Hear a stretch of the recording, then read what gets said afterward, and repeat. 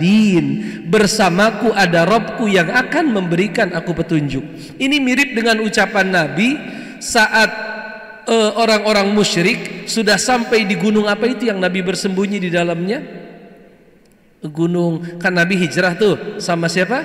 Sama sahabatnya yang bernama Abu Bakar As-Siddiq. Idhuma fil ghar, ketika keduanya bersembunyi di dalam gua. Idh yaqulu li sahibihi, ketika salah satunya berkata kepada sahabatnya, la tahzan. Apa itu la tahzan? Jangan sedih, innallaha ma'ana. Karena seandainya orang-orang musyrik itu melihat ke bawah kaki mereka, niscaya mereka akan melihat tempat apa namanya?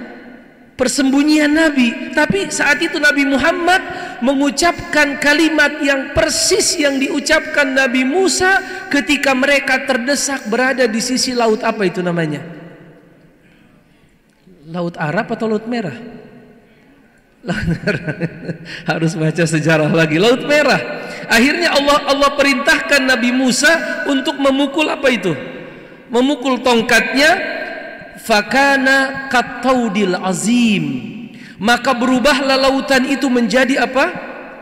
Gunung-gunung yang tinggi. Lalu terpecah itu lautan menjadi 12 jalan. 12 jalan sesuai dengan jumlah apa 12 itu? Ada yang tahu? 12 suku yang ada di Bani Israel ya. Bani Israel itu adalah satu kaum keturunannya Yakub. Yakub punya nama lain alaihi salam, namanya Israel. Anaknya Nabi Yakub disebut keturunan Israel, atau bahasa Arabnya namanya apa? Bani Israel. Maka 12 suku itu masuk ke dalam lautan. Mereka sampai di ujung, Fir'aun masih di tengah. Tiba-tiba lautan itu kembali kepada apa?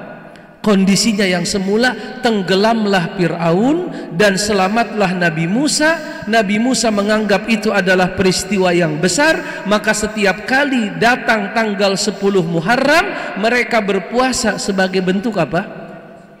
Berarti puasa ada nggak makna syukur? Ada makna syukur. Yang keempat, nanti kalau kalian sempat buka kitab Al-Bidayah wan Nihayah. Tapi kayaknya nggak akan sempat. Ada yang pernah tahu kitab Al-Bidayah wan Nihayah? Nanti coba lihat di Google, itu sudah terjemahkan ke dalam bahasa Indonesia. Ada yang tahu berapa jilid? Ustadz nggak punya bahasa Indonesianya, nggak punya. Bahasa Arabnya punya. Bahasa Arabnya saja ringkasannya 5 jilid. Bahasa Indonesianya bisa dilihat di Google. Kalau Ustadz nggak salah itu, kalau terjemahnya aslinya dalam bahasa Indonesia, Pustaka Azam atau apa penerbitnya, sekitar 30 jilid. Berapa jilid? Makanya Ustadz bilang kalau kalian sempet, kayaknya nggak akan sempet. Pertama, ini bukunya di mana? Kalaupun seandainya kalian bisa ketemu bukunya, misalnya di kampus Lipia ada bukunya, ketemu di sana. Masalah yang lain yang tidak kalah rumit, cari apa namanya? Cari halamannya. Cuman kebetulan saya ada jadwal pengajian kitab ringkasan Al-Bidayah wan Nihayah di salah satu masjid di Tangsel, di Tangerang Selatan. Kita sudah sedang membahas kisah Nabi Musa, pertemuan ke-10. Salah satu kisah yang diceritakan oleh Imam Ibnu Katsir, Al-Bidayah wan Nihayah ditulis oleh siapa? Ibnu Katsir. Salah satu kisah yang diabadikan oleh Ibnu Katsir bahwa Nabi Musa berpuasa 40 hari ketika akan menerima kitab Taurat. Jadi Nabi Musa puasa berapa hari? 40 hari ketika akan menerima apa? Berarti teman-teman sekalian, ikhwan dan akhwat, dari empat dalil yang tadi kita sebutkan, semuanya membawa kita pada kesimpulan puasa itu adalah bentuk syukur. Pertanyaan Ustadz untuk kalian semua, kita puasa Ramadan berapa hari maksimal? Ada yang tahu tidak berapa hari maksimal? 30 minimal 29, karena perhitungan kalender Islam itu nggak lebih dari 30, nggak kurang dari berapa? 29. Menurut kalian, adakah sesuatu yang besar di Ramadan ini yang menjadikan kita berpuasa? Ada, tapi harus pakai dalil. Apa? Jawabannya kira-kira apa, Mas? Nggak ada dalilnya, nggak ada masalah, nanti saya bantuin. Rasa kebersamaan. Kebersamaan. Itu mungkin hikmah. Itu hikmah puasa. Kalau haji kesetaraan begitu ya. Kalau puasa tapi kita sering nggak bersama loh. Untungnya aja tahun ini bersama. Ada nggak apa sesuatu yang besar di Ramadan? Dan itu jawabannya ada di salah satu ayat antara Al-Baqarah 183 dengan 187. 185 Ustaz. Kenapa di Al-Baqarah 185? Syahrul Ramadan alladzi unzila fihi al-Qur'an hudan lin-nasi wa bayyinatin minal huda wal furqan. Kalau kita artikan syahrul Ramadan, bulan Ramadan adalah bulan Allah menurunkan Al-Quran. Hudan linnas, dia petunjuk bagi manusia. Wa bayyinat, dia penjelasan. Minal huda wal furqan, tentang petunjuk dan pembeda antara hak dan yang batil. Coba kalian lihat terjemah dalam bahasa Indonesia. Faman syahida minkumus syahra falyasum. Oleh karena itu, siapa yang hadir saat hilal itu terlihat, falyasum. Jadi di situ ada kalimat faman. Faman itu kalau diterjemahkan ke dalam bahasa Indonesia, oleh karena itu, oleh karena Ramadan itu bulan diturunkannya Al-Quran, faman syahida minkumus syahra falyasum. Siapa di antara kalian yang melihat hilal atau mengetahui bahwa hilal sudah terlihat, falyasum, maka wajib atas dia apa? Berarti ada hikmah besar di situ. Setuju nggak teman-teman? Dan ini yang mungkin selama ini kita udah pernah dengar tapi tidak mendapatkan satu penjelasan yang lebih apa? Yang lebih agak sedikit lebih rinci, bahwa sebenarnya di bulan Ramadan ini Allah menurunkan Al-Quran. Bahkan ada hadis diriwayatkan oleh Imam Ahmad, diriwayatkan oleh At-Tabarani, diriwayatkan oleh Al-Baihaqi. Walaupun di sebagian ulama, seperti ada ulama kontemporer namanya Asy-Syaikh Syuaib Al-Arnaud, seorang ulama dari Syria, beliau menganggap hadis ini lemah. Tetapi terkadang hadis lemah kalau dalam masalah fadhailul a'mal itu masih apa? Masih terkadang bisa saja digunakan sebagai apa? Sebagai dasar. Itu ada riwayat, walaupun sekali lagi tadi hadisnya Ahmad, Tabarani, sama satu lagi riwayat siapa? Al-Baihaqi, dari hadis sahabat yang namanya Wasilah ibnil Asqa. Siapa nama sahabatnya? Wasilah ibnil Asqa. Dia berkata, Rasulullah bersabda, suhuf Ibrahim turun di hari pertama Ramadan. Suhuf Ibrahim turun kapan? Hari pertama Ramadan. Taurat Musa turun di tanggal 6 Ramadan. Injil Isa alaihi salam turun di tanggal 13 Ramadan. Dan Zaburnya Daud turun di tanggal berapa? Ada yang tahu? Di tanggal 18 Ramadan. Berarti Ramadan ini sudah spesial bahkan sebelum Nabi Muhammad di apa? Diutus. Ramadan ini sudah spesial bahkan sebelum Nabi Muhammad di apa? Diutus. Bayangkan saja. Oleh karenanya kan nanti teman-teman kalau ada kesempatan bisa dibuka. Alhamdulillah sudah diterjemahkan juga itu apa namanya? Ringkasan tafsir Ibnu Katsir. Udah pernah lihat itu ada cetakan yang warna kuning, ada cetakan yang warna hijau. Yang Ustadz maksud yang cetakan kuning, namanya Shahih Tafsir Ibnu Katsir. Itu ada penjelasan para ulama ahli tafsir yang dimaksud dengan kalimat kama kutiba alal ladina min qablikum. Apa artinya itu? Kama, sebagaimana, kutiba, diwajibkan, alal ladina, atas orang-orang, min qablikum, sebelum kalian. Berarti ada kesamaan antara puasa kita dengan puasa siapa? Min qablikum. Apa itu min qablikum? Orang-orang sebelum kita. Pertanyaannya, kesamaannya dari sisi apa? Ada yang tahu? Dari sisi puasa. Berarti dari sisi nggak makan, nggak minum, begitu Ustaz? Atau ada sisi yang lain? Ulama beda pendapat. Silahkan baca dalam tafsir Ibnu Katsir. Ada yang mengatakan kesamaannya dari semua sisi. Maksudnya sama-sama diwajibkan di bulan Ramadan, sama-sama jumlahnya ya maksimal 30 hari, sama dari mulai terbitnya fajar sampai dengan tenggelamnya matahari. Itu pendapat yang pertama. Tapi sebagian ulama berpendapat yang dimaksud dengan kesamaan di situ bukan dari sisi waktu, tapi lebih dari sisi bahwa ibadah puasa di mana di dalamnya kita tidak boleh makan dan minum itu sudah ada bahkan sejak zaman siapa? Umat-umat sebelum kita. Kita pernah dengarkan hadis Oh, sebaik-baik puasa itu puasa siapa? Sebaik-baik puasa siapa? Bagaimana itu puasa Daud? Kana yasumu yauman wa yuftiru yauman. Beliau itu biasa puasa satu hari dan buka. Ada di antara kalian yang puasa Daud? Tidak ada. Walaupun Nabi dulu pernah berbincang dengan sahabat namanya Abdullah bin siapa?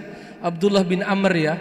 Bahwa beliau ingin, ya Rasulullah ajarin saya puasa. Nabi bilang ya udah puasa aja kamu 3 hari dalam 1 bulan. Lalu dia bilang saya bisa lebih lebih dari itu. Ya sudah kamu puasa Senin dan Kamis. Lalu dia katakan saya bisa lebih dari itu ya Rasulullah. Ya sudah kamu puasa Daud, dan tidak ada di atas puasa Daud. Di kemudian hari Abdullah bin Amr berkata, duhai seandainya dahulu saya mengikuti nasihat Nabi, ambil yang ringan tapi bisa dilakukan secara terus menerus. Karena ketika beliau sampai di masa tua tidak kuat lagi puasa puasa Daud, sehingga beliau berandai-andai, coba waktu saya muda dulu saya puasanya Senin Kemis, niscaya sampai saya tua saya masih bisa karena beliau sampai tuanya masih menjaga puasa puasa Daud. Tapi kan badan sudah sudah lemah. Makanya kan dalam hadis, kalian pernah dengar hadis enggak? Rasul berkata itu, inna ahabbal a'mali ilallah adwamuha wa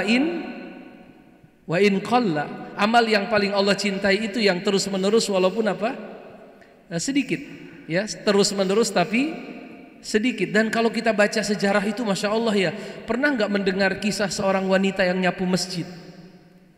Pernah dengar wanita nyapu masjid, lalu diceritakan bahwa satu ketika dia meninggal, lalu para sahabat nggak sempat ngasih tahu ke Nabi karena meninggalnya di malam hari, dikuburkan juga di malam itu. Lalu Nabi pergi ke masjid, rekan-rekan pergi ke masjid, nyampe ke masjid Nabi bilang, itu si Fulanah yang biasa nyapuin masjid kita kemana ya?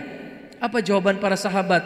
Qad tuwfiyat qabla al-ayyam ya Rasulullah, udah meninggal beberapa hari yang lalu. Nabi bilang, kok nggak dikabari ke saya?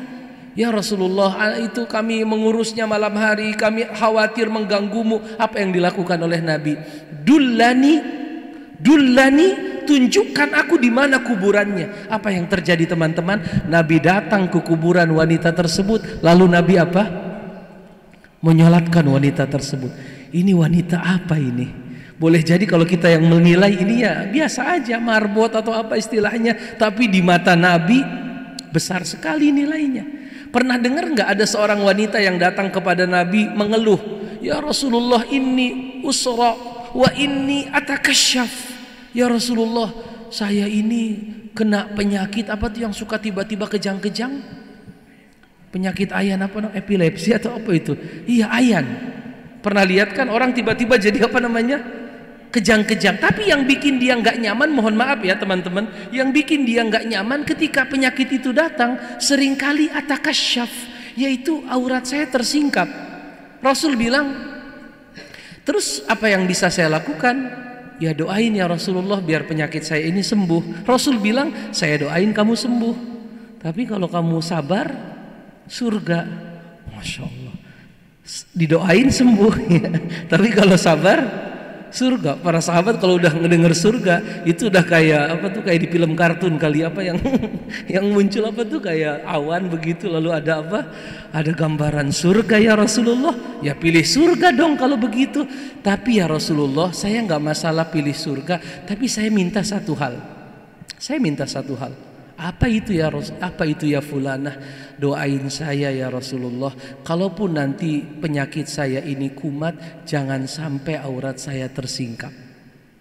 Jangan sampai aurat saya Tersingkap. Luar biasa. Padahal saya tanya ke teman-teman ikhwan dan akhwat, seandainya aurat wanita itu tersingkap, dosa enggak? Dosa enggak? Enggak dosa. Ya orang enggak sengaja. Orang lagi epilepsi, orang lagi apa namanya? Lagi kejang. Itu di luar kendali dia, betul atau tidak? Yang dosa itu kan kalau kita buka aurat padahal kita bisa menutupnya. Tapi kalau orang lagi kejang-kejang, mohon maaf, itu di luar kendali dia enggak?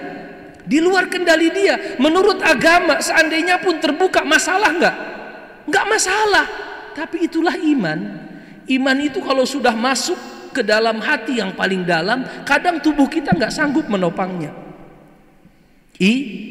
Iman. Jelas atau tidak? Artinya kadang sesuatu yang besar itu diraih oleh sesuatu yang mungkin dianggap apa? Sangat kecil. Tetapi kecil itu kan menurut hitungan siapa teman-teman? Kecil menurut hitungan siapa? Hitungan kita. Kalau sudah sampai kepada Allah, nggak ada lagi istilah kecil, nggak ada lagi istilah, betul atau tidak? Siapa yang berjalan kepada Allah, maka Allah akan apa? Siapa yang sejengkal mendekat kepada Allah, Allah akan mendekat segimana? Sehasta. Kalau kita sehasta kepada Allah, Allah seapa? Sedepak, begitu kan? Kalau kita berjalan kepada Allah, Allah akan apa? Akan berlari menyambut kita. Berarti tugas kita itu hanyalah memulai. Yang menyempurnakan jalannya nanti siapa? Tapi harus ada keinginan kuat untuk lebih baik. Itu yang kita sebut dengan perubahan. Tema kita hari ini nanti akan kita bahas tentang apa? Karena kayaknya pengajian kita agak panjang ini. Siap atau tidak siap? Siap, insyaallah. Sampai jam 11 saya lihat ya. Walaupun saya tadi deg-degan, Masya Allah, sampai jam 11. Luar biasa. Takut batal kalau kelamaan kan. Aus. Baik. Jelas teman-teman. Jadi puasa yang kita lakukan itu ada makna syukur ya. Dan itu kalau kalian nanti baca kitab, dan lagi-lagi mudah-mudahan sih kalian baca di kemudian hari, namanya kitab Lataiful Ma'arif. Ada yang tahu bukunya siapa itu? Lataiful Ma'arif. Bukunya Al-Imam Ibnu Rajab. Ibnu Rajab Al-Hambali punya kitab namanya apa? Lataiful Ma'arif. Apa kata Imam Ibnu Rajab? Para sahabat Nabi itu kalau sudah datang bulan Ramadan, interaksi mereka dengan Al-Quran luar biasa. Interaksi mereka dengan Quran apa? Luar biasa. Luar biasa. Pernah mendengar riwayat bahwa misalnya saya Ustadz kasih contoh, banyak contohnya ya. Kata Imam Ibnu Rajab ada di antara mereka yang hatam setiap 3 hari, ada yang hatam setiap 7 hari, ada yang hatam setiap 10 hari. Dan kalau sudah datang 10 hari terakhir, ada yang bahkan hatam setiap apa? Setiap malam. Menurut kalian logis tidak orang bisa hatam? Logis atau logis? Ustadz kasih tahu riwayat. Ada riwayat bahwa Imam Bukhari, ada yang tahu gelar Imam Bukhari itu apa gelarnya? Nggak tahu gelar Imam Bukhari. Imam Bukhari itu Amirul Mukminin fil Hadis. Amirul Mukminin fil Hadis, yaitu pemimpinnya orang yang beriman di dalam ilmu hadis. Disebutkan Imam Bukhari itu di siang hari hatam 1 kali, di siang hari hatam tiap hari, di malam harinya hatam setiap 3 hari. Berarti dalam 1 bulan Imam Bukhari hatam berapa kali? Siang harinya 1 kali, malam harinya per 3. Berarti kalau siang harinya itu dari jam berapa ke jam berapa? Berarti dia mulai habis subuh baca Quran, selesai menjelang maghrib. Bisa kalian bayangkan itu? Ustadz kayaknya itu hayalan. Ustadz bisa mungkin meyakinkan kalian bahwa itu mungkin terjadi. Misalnya saya pernah melihat kakak kelas saya dulu waktu kuliah, saya sempat kuliah di kota Son'a. Kota Son'a, ibu kota apa Son'a itu? Son'a, ibu kota Yaman. Negara Yaman itu ada ibu kotanya namanya apa? San'a kalau bahasa kita San'a. Itu Ustadz lihat beliau, Ustadz sekarang Masya Allah sudah selesai sejak beberapa tahun yang lalu doktornya dari Syarif Hidayatullah Ciputat. Beliau itu mengambil sanad bacaan Al-Quran, dibaca 30 juz di depan syekh, itu dimulai setelah subuh kalau Ustadz nggak salah dulu, itu baru selesai sekitar menjelang jam 10 malam. Padahal bacaannya cenderung bacaan yang apa namanya? Bacaan yang warattilil Qur'ana tartila, bacaan yang relatif tidak terlalu cepat. Itu bisa. Artinya manusia di zaman kita bisa melakukan itu. Apalagi di zaman sahabat. Para sahabat itu adalah orang-orang yang waktunya diberikan apa? Diberikan apa? Keberkahan. Sahabat itu waktunya apa? Berkah. Ustadz punya di rumah koleksi buku kitab. Kitabnya misalnya satu orang saja Ustadz sebut namanya Imam An-Nawawi. Pernah dengar nggak Imam Nawawi? Penulis kitab apa itu? Arba'in Nawawi. Selain Arba'in Nawawi, ada satu kitab yang kalau zaman dulu disebut tidak ada satu rumah pun kecuali di rumah itu ada kitab itu. Kitab apa? Ada yang tahu tidak? Riyadhus Shalihin, kitab Riyadhus Shalihin, Imam An-Nawawi. Ustadz di rumah punya kitab karangan Imam An-Nawawi. Misalnya disebutkan satu demi satu ya. Misalnya Ustadz punya kitab namanya Raudatul Thalibin. Kitabnya namanya apa? Raudatul Thalibin. Ustadz punya yang sekitar 13 jilid, tebal-tebal, satu jilidnya begini. Raudatul At-Thalibin. Punya kitab Al-Majmu' Syarhul Muhazzab, tebalnya segini. Al-Majmu' Syarhul Muhazzab. Ada kitab namanya Minhajut Thalibin. Pernah dengar kitab Minhajut Thalibin? Kitab fikih, salah satu kitab fikih yang cukup tinggi di mazhab apa?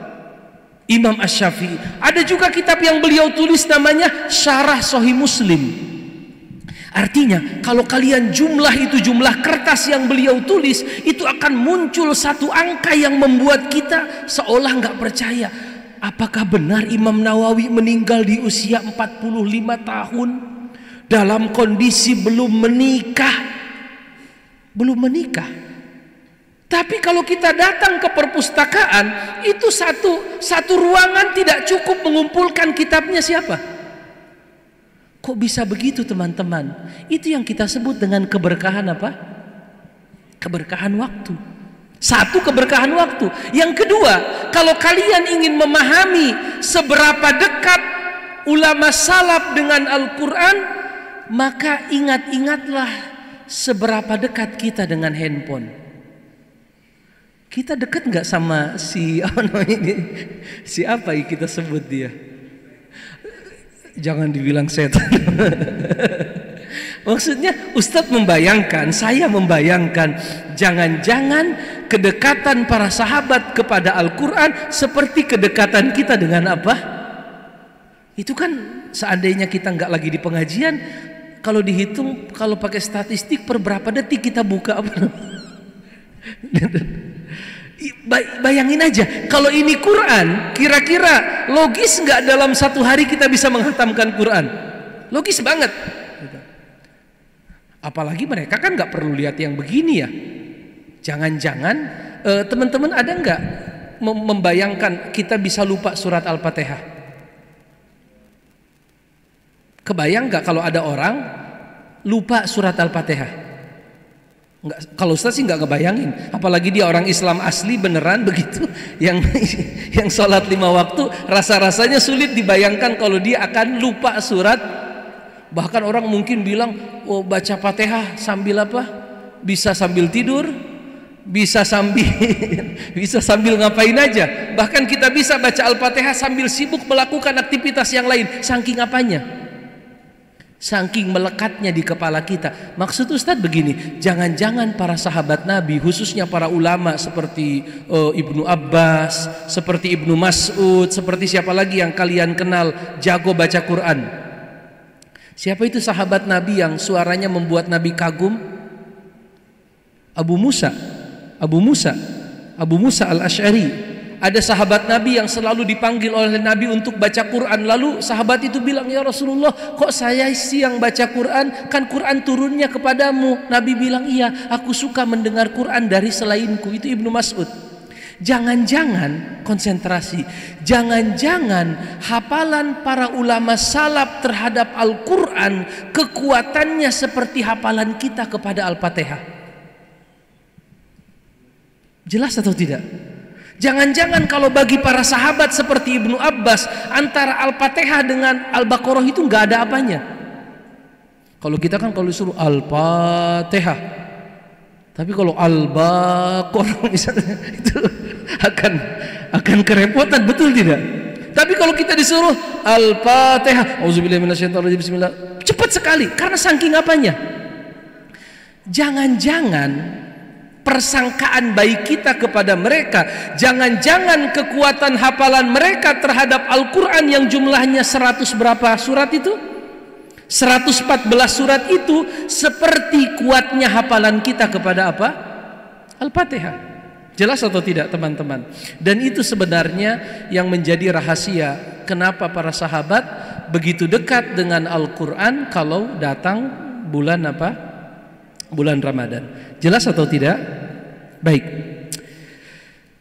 Sekarang kita ingin masuk ke pembahasan dari tema utama kita. Ramadan sebagai bulan apa Ramadan itu tadi? Momentum perubahan. Kita semua pasti berubah ya. Hanya satu hal yang nggak berubah, apa itu yang nggak pernah berubah?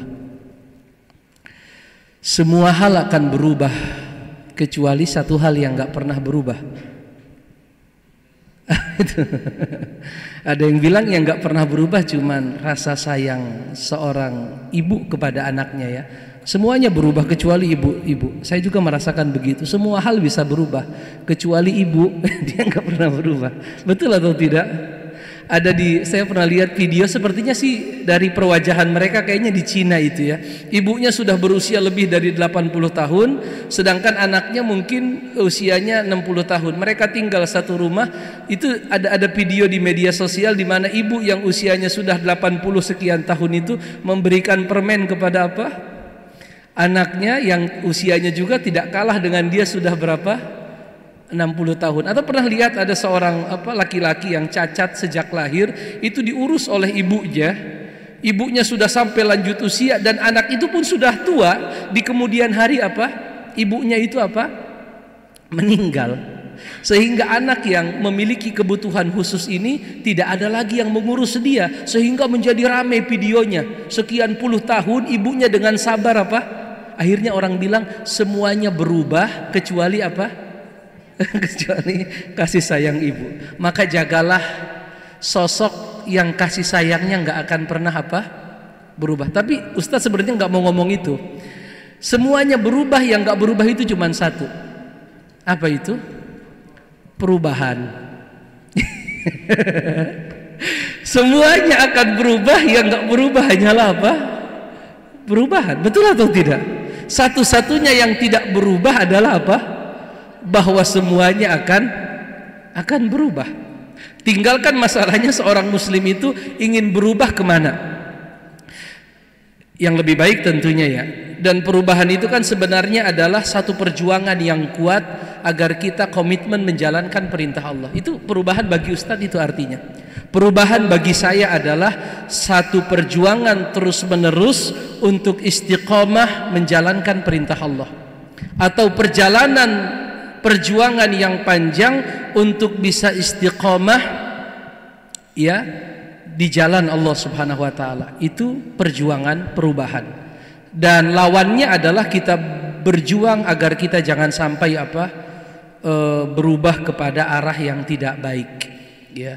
Dan seorang muslim semestinya Ramadan ini harus jadi lebih baik dari Ramadan sebelumnya. Artinya kalau Ramadan tahun lalu kalian hatam 1 kali hatam, berarti Ramadan ini minimal 1 kali hatam plus 1 halaman. Kalau sama itu kan merugi ya. Kalau tahun lalu kita satu kali hatam, tahun ini satu kali hatam, itu nggak ada peningkatan. Berarti kita harus lebih dari dulu. Ustadz pernah ngisi pengajian di komunitas apa tuh yang di Al Azhar itu, ada komunitas Al Azhar apa, Al Azhar apa Kebayoran atau apa itu ada masjid kan Al Azhar itu. Dulu kita pernah bikin tema pengajian judulnya Ku ingin Ramadan ini yang terbaik. Tapi setelah Ustadz pikirkan lagi, ku ingin Ramadan ini yang terbaik, kayaknya kurang cocok, karena Pak masih pengen ketemu dengan apa? Ramadan tahun depan, dan tahun depan itu harus lebih baik dari apa? Maka Ustadz bilang kayaknya harus kita revisi. Ya, apa itu? Kita berusaha, kita berjuang Ramadan ini lebih baik daripada apa? Ramadan yang datang sebelumnya, kan begitu. Teman-teman sekalian, Ramadan itu boleh kita katakan keseluruhannya adalah, ini kalimat bagus Ustadz dapatkan dari perkataan dari salah seorang ulama. Ramadan itu secara keseluruhannya adalah kurikulum menuju perubahan. Ramadan itu keseluruhannya adalah apa? Kurikulum menuju perubahan. Artinya siapa yang ingin berubah ke arah yang lebih baik, maka mau tidak mau dia harus mengikuti apa itu? Kurikulum yang ada di, kalian tahu kurikulumnya apa di Ramadan? Apa kurikulumnya? Puasa misalnya. Puasa dan lain sebagainya. Teman-teman, pada akhirnya Ramadan sebagai sebuah kurikulum perubahan mengantarkan kita kepada satu pengetahuan atau mengingatkan kita kepada satu fakta. Apa itu? Ramadan mengingatkan kita semua tentang tujuan kita diciptakan. Ternyata kita ini diciptakan bukan sekedar untuk makan dan minum. Ada yang pernah dengar perkataan Buya Hamka? Kalau makan sekedar makan, apa itu? Kambing juga apa kambing? Kalau bekerja sekedar bekerja, monyet juga apa? Bekerja mencari kehidupan. Tapi kita kan nggak seperti mereka. Kita itu adalah manusia yang sudah diberikan apa itu? Sudah diberikan akal. Kalau hewan nggak punya akal? Hah? Nggak punya. Terus bagaimana monyet bisa membedakan ini pisang dengan itu apa, insting namanya apa, dikasih apa namanya? Allah kasih mereka apa namanya? Insting. Allah kasih mereka kemampuan untuk apa? Mengambil sesuatu yang bermanfaat dan menghindari sesuatu yang berbahaya. Jadi kalau kita mengikuti kurikulum yang namanya Ramadan, pada akhirnya kita kembali disadarkan tentang tujuan kita diciptakan. Apa tujuan kita diciptakan? Wa ma umiru illa liya'budullaha mukhlishina lahuddin. Apa artinya itu? Wa ma umiru, dan mereka tidaklah diperintahkan illa, kecuali agar mereka beribadah kepada Allah dengan mengikhlaskan apa? Ibadah mereka. Qul inna sholati wa nusuki wa mahyaya wa mamati lillahi rabbil alamin. Apa artinya? Qul, katakanlah, inna sholati, salatku, wa nusuki, ibadahku, wa mahyaya, hidupku, wa mamati, matiku kelak, lillahi rabbil alamin, semuanya aku persembahkan untuk Allah. Benar dipersembahkan untuk Allah? Kalau kalian hanya mengartikan ibadah itu sholat 5 waktu, rasa-rasanya ayat ini masih jauh dari aplikasi ya. Karena kalau sholat paling berapa menit sih maksimal? Kalau kalian khusyuk sholat berapa menit itu? 10 kali 5 kali sholat berapa? 50 dalam satu hari ada berapa jam? 24 jam. 24 jam dikurangi 50, 23 jam 10 menit. Apakah kita sudah mencapai target tujuan kita diciptakan. Aku tidak menciptakan jin dan manusia kecuali untuk apa? Berarti belum tercapai teman-teman, atau sudah tercapai? Sudah Ustadz. Ibadah itu Ustadz jangan artikan cuman yang begitu. Ibadah itu maknanya apa? Luas. Ada ibadah mahdhah, ada ibadah apa? Ghairu mahdhah. Seorang ayah yang keluar di pagi hari untuk mencari rezeki yang halal, untuk memberikan nafkah untuk siapa itu? Istri dan anak-anaknya. Kalau dia berniat karena Allah, itu menjadi bernilai apa? Bernilai ibadah. Mencari ilmu Ustadz itu juga apa? Ibadah. Berolahraga juga agar kita sehat, itu adalah pengamalan dari hadis Nabi, al-mu'minul qawi apa? Al-mu'minul qawi khairun wa ahabbu ilallah minal mu'min ad-dha'if. Mukmin yang kuat lebih baik dan lebih dicintai oleh Allah dibandingkan mukmin yang lemah. Artinya 30 hari kita berpuasa teman-teman, kita harus berubah menjadi muslim yang memiliki kesadaran yang penuh tentang tujuan kita diciptakan, bahwa kita diciptakan itu untuk apa? Mengabdi kepada Allah Subhanahu wa ta'ala, melaksanakan segala perintah Allah dan menjauhi apa? Larangan-larangan Allah Subhanahu wa ta'ala. Begitupun kurikulum Ramadan pada akhirnya mengajarkan kita semua bahwa ibadah itu adalah sesuatu yang mudah dan menyenangkan. Betul atau tidak? Menurut kalian ibadah itu mudah atau sulit? Mudah atau sulit? Orang selalu bilang, oh gunung apa? Gunung paling tinggi di Indonesia gunung apa itu? Siapa yang biasa naik gunung? Ada yang suka pecinta alam di sini? Iya, artinya mohon maaf teman-teman ya, banyak orang yang bisa naik Gunung Pangrango sekian ribu apa MDPL, dia naik Gunung Rinjani sekian apa MDPL, lalu dia naik apa Gunung Selamat, banyak sekali. Tetapi mohon maaf, walaupun dia kuat menaiki gunung yang sangat tinggi tersebut, ya, belum tentu dia bisa datang ke masjid untuk mengerjakan sholat subuh berjamaah. Betul atau tidak? Betul atau tidak? Berarti ibadah itu mudah atau sulit? Sulit. Tapi kan di Quran Allah berfirman apa? Wa ma ja'ala alaikum fid dini min apa? Min haraj. Kami tidak membuat kesulitan apapun dalam agama. Di surat Al-Baqarah apa? Allah di surat yuridullahu bikumul yusra wala yuridu bikumul usr. Allah menghendaki kemudahan dan tidak menghendaki. Jadi menurut kalian ibadah itu mudah atau sulit? Kalau ibadah itu mudah, bagaimana kita menganalisa orang yang bisa naik ke gunung apa itu Pangrango katanya 2400 mdpl, kenapa dia sanggup ke situ, tapi masjid yang jaraknya cuma berapa? Oh iya Ustadz, karena kami punya prinsip. Apa itu prinsipnya? Prinsipnya ini Ustadz, apa?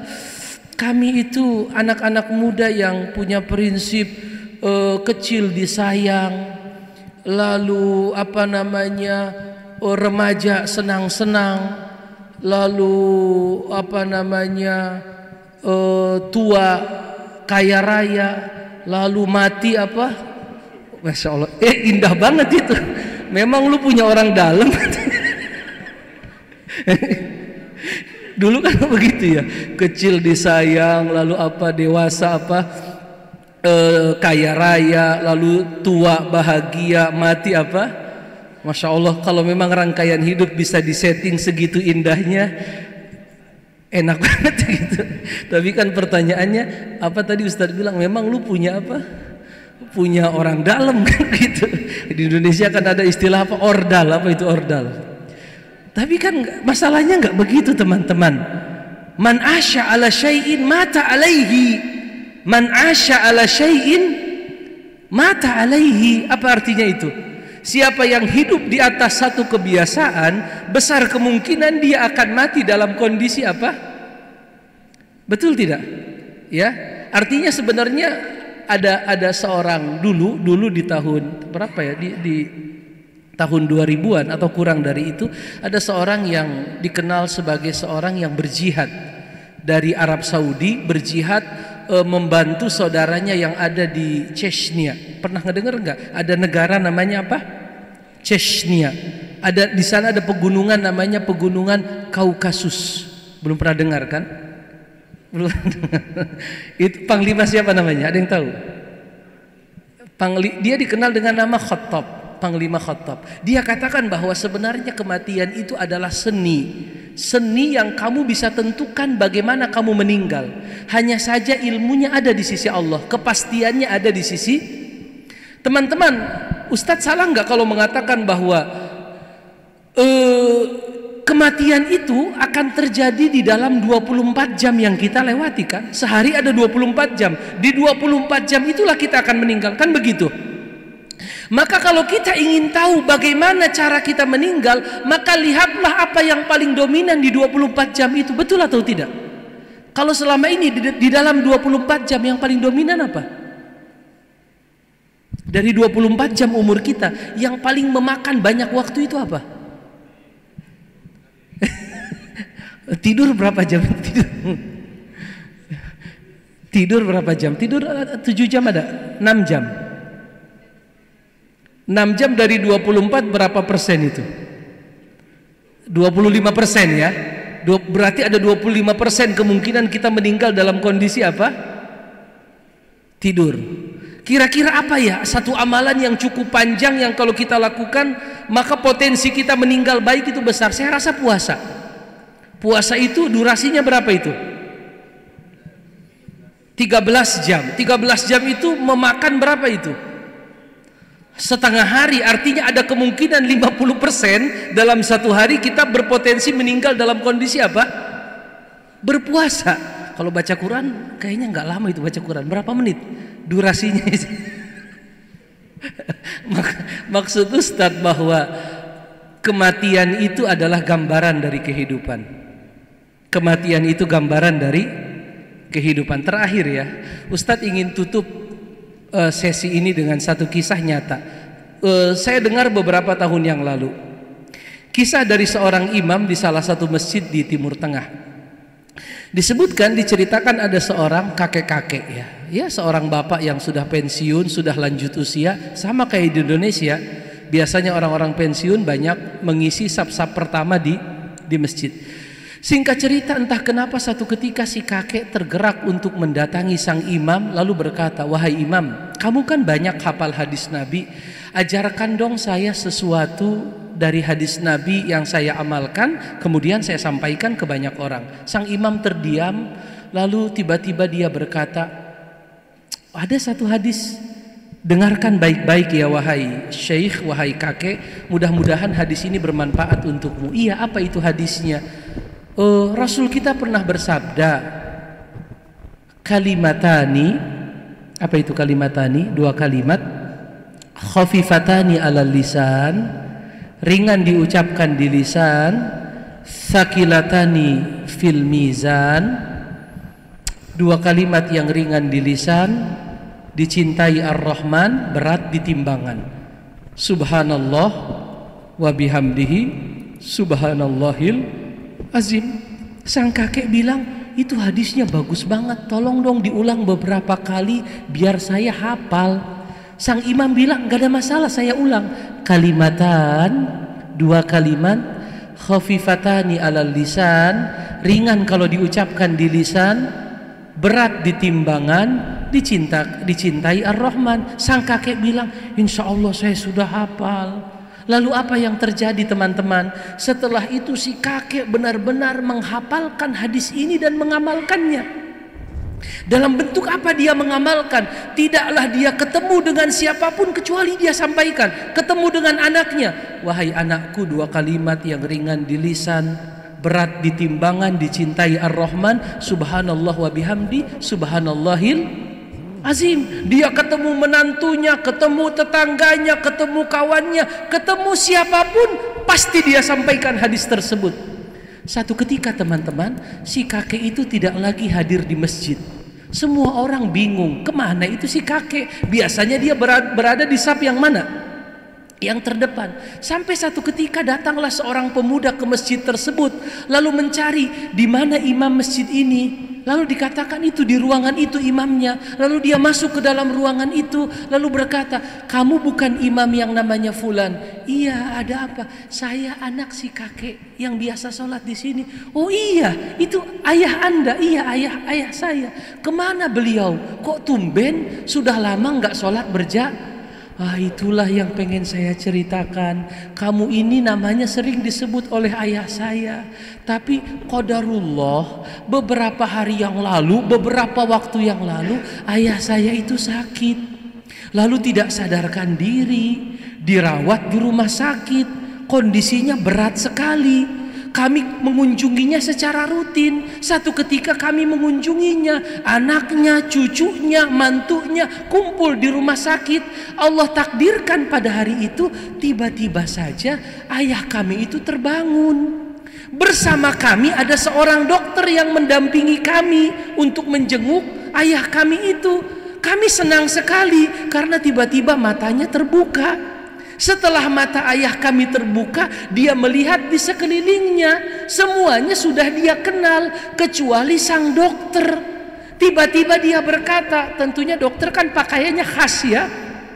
Tiba-tiba ayah kami melihat ke dokter tersebut sambil berkata, wahai dokter, 2 kalimat yang ringan di lisan, berat di timbangan, dicintai Ar-Rahman, subhanallah wa bihamdi, subhanallahil azim. Setelah itu ayah kami menghembuskan napasnya yang terakhir. Setelah itu apa? Ayah kami menghembuskan napasnya yang terakhir. Allah bangunkan dia beberapa saat untuk sekedar memastikan bahwa seseorang itu akan mati sesuai dengan apa? Kebiasaannya. Jelas atau tidak? Man asya ala syai'in mata alaihi. Barang siapa yang hidup di atas satu kebiasaan, dia akan apa teman-teman? Akan mati di atas kebiasaan. Ya sekarang tinggal kita memilih dengan cara apa kita ingin apa? Mengakhiri. Kalau Ustadz misalnya, Ustadz berpikir sampai kapanpun saya berharap ya berdiri seperti ini, duduk, saya rasa itu bagian terakhir yang paling indah kalau seandainya Allah kabulkan. Kita duduk begini kemudian Allah Subhanahu wa taala apa? Dan masing-masing kita punya rencana, punya impian, punya keinginan, tapi berusahalah untuk istiqomah dalam kebaikan. Mudah-mudahan dengan kebaikan itulah kita menutup perjalanan apa? Perjalanan hidup kita di dunia untuk kembali kepada sang pemilik kita siapa? Allah Subhanahu wa taala. Sudah 0 sudah habis. Baik, saya rasa itu sementara waktu yang bisa kita bahas. Mudah-mudahan apa yang disampaikan bisa menjadi inspirasi untuk kalian, menjadi semangat untuk kalian, dan mudah-mudahan Allah membimbing kita semua untuk istiqomah di atas kebaikan. Saya kembalikan ke pembawa acara.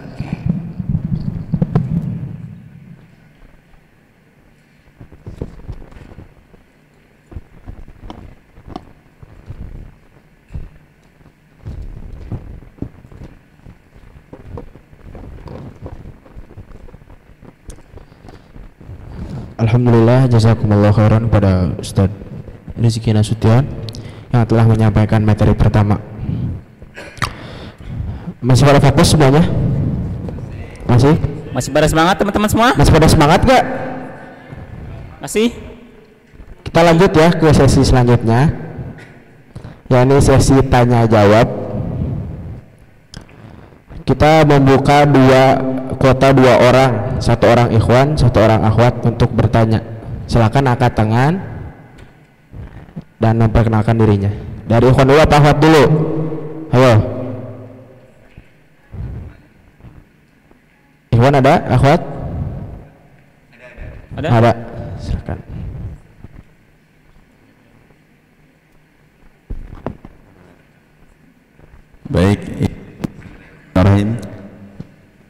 izin bertanya Ustadz. Saya Haris Mustafa ingin bertanya. Tadi pertama dikatakan di awal bahwa Nabi Muhammad itu berpuasa pada hari Senin. Alasannya adalah karena pada hari itu Nabi Muhammad dilahirkan sebagai bentuk rasa syukur. Apakah dalil tersebut bisa dijadikan sebagai pedoman? Itu sumama kita lahirnya hari Ahad, kita berpuasa setiap hari Ahad sebagaimana hari lahir kita. Apakah boleh seperti itu apa gimana Ustaz? Terima kasih. Assalamualaikum warahmatullahi wabarakatuh. Waalaikumsalam warahmatullahi wabarakatuh. Kita tampung dulu ya pertanyaannya. Nanti sekalian dijawabnya sama pertanyaan satu lagi terakhir. Silakan akhwat, siapa yang mau nanya? Untuk akhwatnya ada yang mau memberikan pertanyaan? Itu tuh, yang depan tuh, boleh? Itu yang depan. Boleh?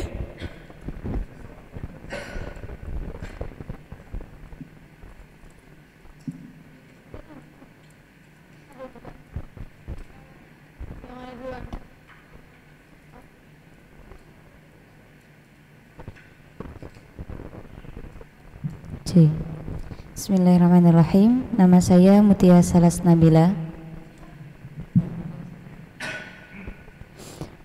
Saya ingin bertanya. Tadi Ustadz berkata, Inna salati wa nusuki wa mahyaya wa mamati lillahi rabbil alamin. Kehidupan kita ini hanya untuk ibadah kepada Allah. Dan ibadah ini mudah dan sulit ya Ustadz. Dan tentu ketika setiap hari ini kita selalu beribadah kepada Allah dengan sholat yang 5 waktu itu.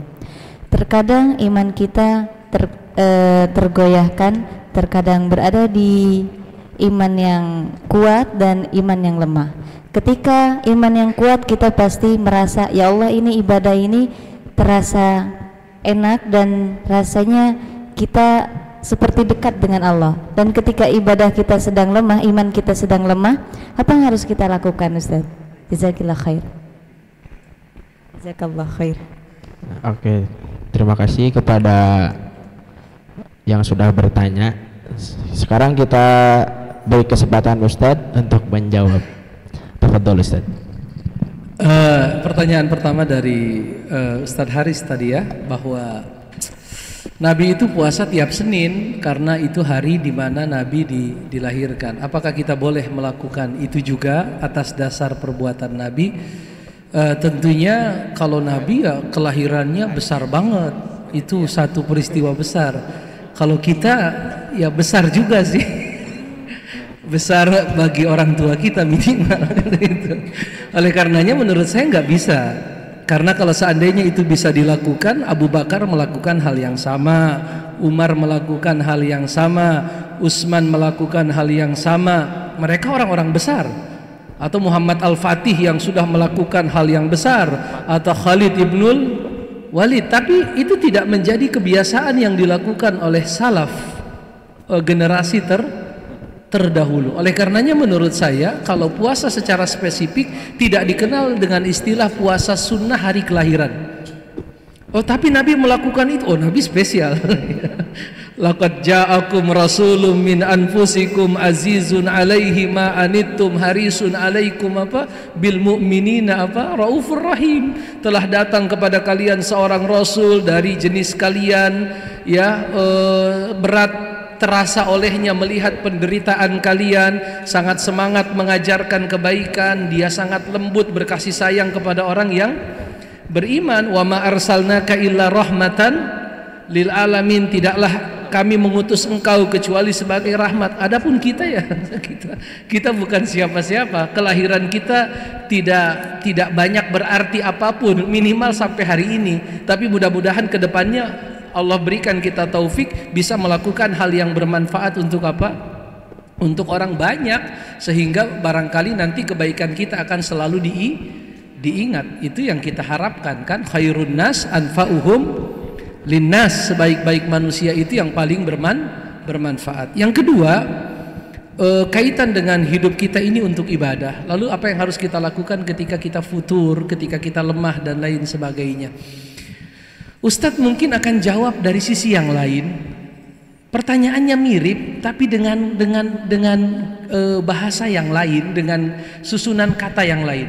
Pernah satu ketika saya ngisi pengajian di daerah namanya Mangga Besar, Jakarta Barat. Kalau bagi yang tahu Mangga Besar itu kawasan yang kehidupan malamnya sangat luar biasa di sana.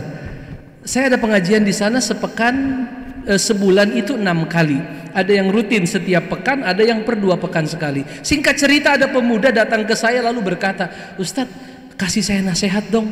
Saya itu kadang kalau lagi semangat, tadi mirip pertanyaannya saya semangat, tapi kadang Ustadz kalau lagi sendiri lalu enggak di tengah komunitas teman-teman, saya kadang merasa futur, lalu mungkin karena kesendirian saya itu saya menjadi jatuh kepada maksiat dan lain sebagainya." Saya berusaha mencari jawaban yang mungkin bisa masuk ke dalam hati dia. Akhirnya saya bilang begini, setelah saya berpikir sejenak, saya bilang, sendiri, ada nggak sih, benar nggak sih kita sendiri di dalam kehidupan kita ini? Benar nggak saya sendiri? Ketika saya di dalam rumah, di dalam kamar, saya kunci, bisa nggak itu dikatakan sendiri? Bagaimana saya bisa memahami arti sendiri ketika di Al-Quran berkata, wa qalu li juludihim lima syahidtum alaina, manusia akan berkata kepada kulit mereka, kok kamu malah bersaksi mencelakakan saya sih? Sang kulit akan menjawab, antaqanallahu alladzi antaqa kulla syai'. Bagaimana lagi saya dijadikan berbicara oleh Allah yang menjadikan segala sesuatu bisa? Berarti saya nggak sendiri sebenarnya. Lalu bagaimana saya bisa memahami arti kesendirian sedangkan Allah berfirman, yauma nakhtimu ala afwahihim, pada hari itu mulut mereka kami tutup, wa tukallimuna aydihim, kami jadikan tangan mereka apa? Berbicara, wa tashhadu arjuluhum, kaki mereka akan bersaksi bima kanu yaksibun. Bagaimana saya memahami kesendirian sedangkan Allah berfirman, yauma idzin tuhadditsu akhbaraha, pada hari itu bumi berbicara tentang berita-berita yang dia simpan, bi anna rabbaka auhalaha. Bagaimana saya paham arti kesendirian sedangkan saya membaca ayat, ma yalfizu min qaulin illa ladaihi raqibun atid, tidaklah saya mengucapkan sesuatu kecuali ada apa? Malaikat raqib dan atid. Bagaimana saya paham arti kesendirian sedangkan Allah berfirman, inna rabbaka labil mirsad. Apa itu bil mirsad? Sesungguhnya Tuhan kalian itu fokus memperhatikan kalian. Bagaimana saya paham arti kesendirian sedangkan dia sami, dia basir, dia alim, dia khabir. Apa itu arti kesendirian? Tidak ada kesendirian. Jelas atau tidak teman-teman? Dan itu seringkali membuat kita menjadi lebih semangat lagi. Ya, artinya ketika saya lalai dalam sholat saya katakan, kamu gak malu sama Allah menyaksikan kamu dalam kondisi seperti ini?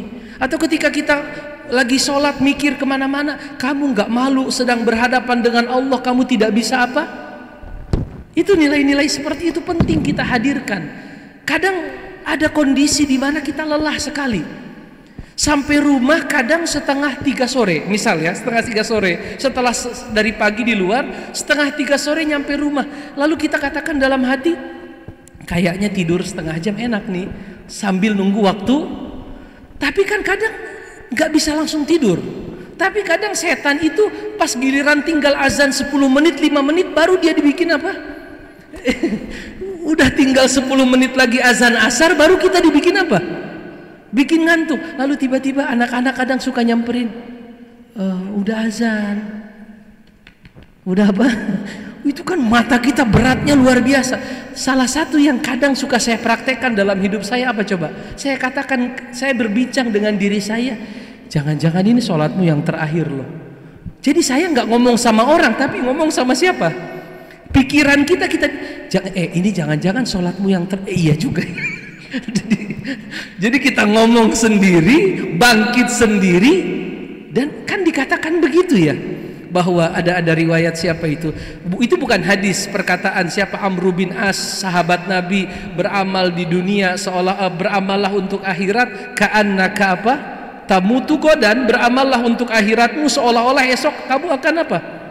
Dalam hadis Nabi berkata, aktsiru dzikra hadzimil lazzat, perbanyaklah mengingat pemutus segala kenikmatan. Apa itu pemutus segala kenikmatan? Kematian. Dan ada resep-resep yang lain, berkumpul dengan orang-orang soleh, selalu membaca apa? Membaca Al-Quran, banyak berpuasa dan lain sebagainya. Allah a'lam bishawab.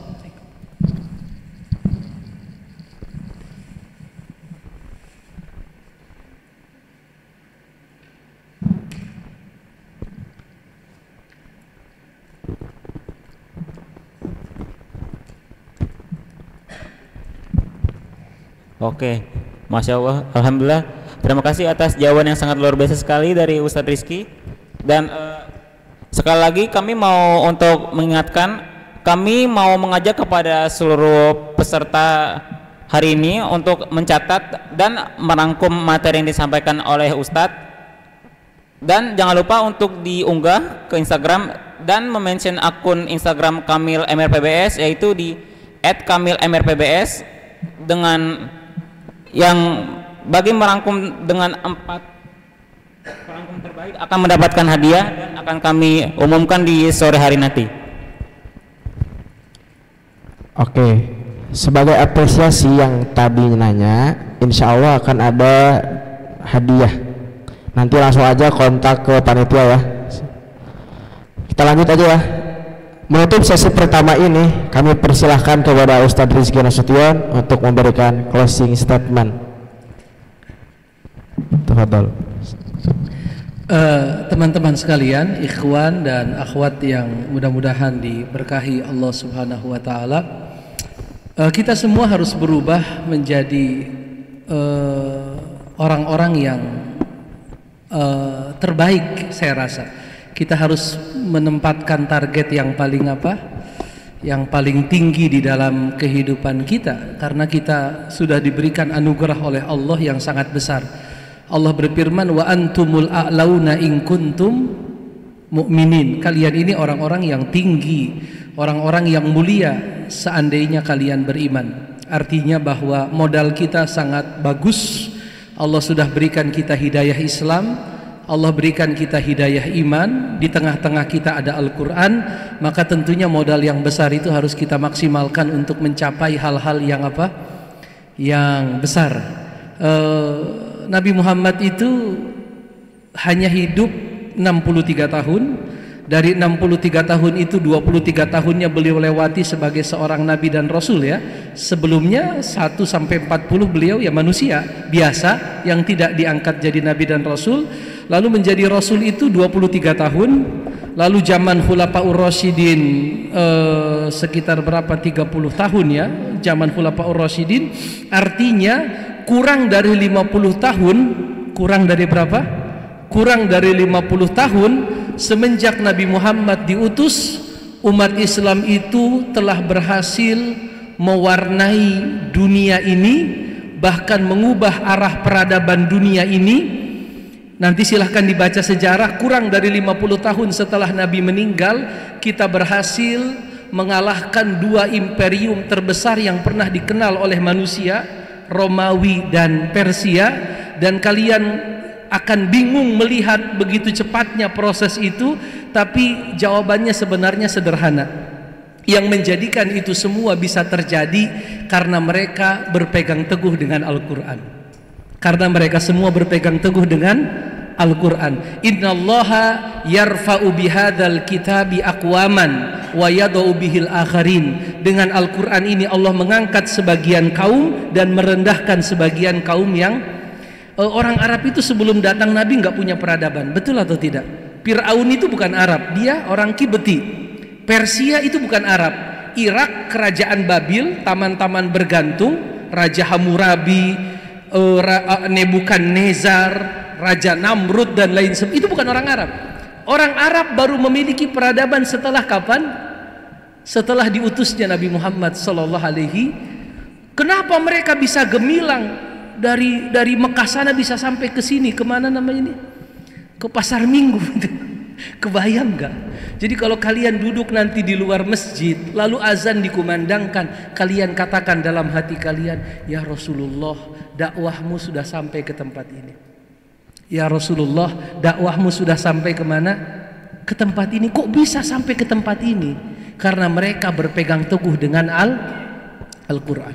Maka kalau kita ingin mulia, kita ingin tinggi di dunia ini, dan kita bahagia kelak saat kita kembali kepada Allah, Ramadan ini momentum kita kembali kepada apa? Kepada Al-Quran. Ya, ini waktu kita kembali kepada Al-Quran. Itu barangkali yang bisa Ustaz sampaikan, kurang dan lebihnya mohon maaf. Wassallallahu ala nabiyina Muhammadin wa ala alihi wa sahbihi wasallam. Walhamdulillahirabbil alamin. Assalamualaikum warahmatullahi wabarakatuh. Waalaikumsalam warahmatullahi wabarakatuh. Terima kasih banyak kepada Ustaz Rizky Nasution atas apa yang telah disampaikan. Semoga bisa menjadi bekal bagi kita dalam kehidupan sehari-hari kita. Amin ya Allah rabbal alamin. Selanjutnya penyerahan sertifikat, bingkisan dan dokumentasi. Sebagai bentuk peragaan, kita akan memasuki sesi penyerahan sertifikat dan bingkisan kepada pemateri kita. Untuk itu kami mengundang perwakilan LDK untuk menyerahkannya yang diwakili oleh Mas Sabit.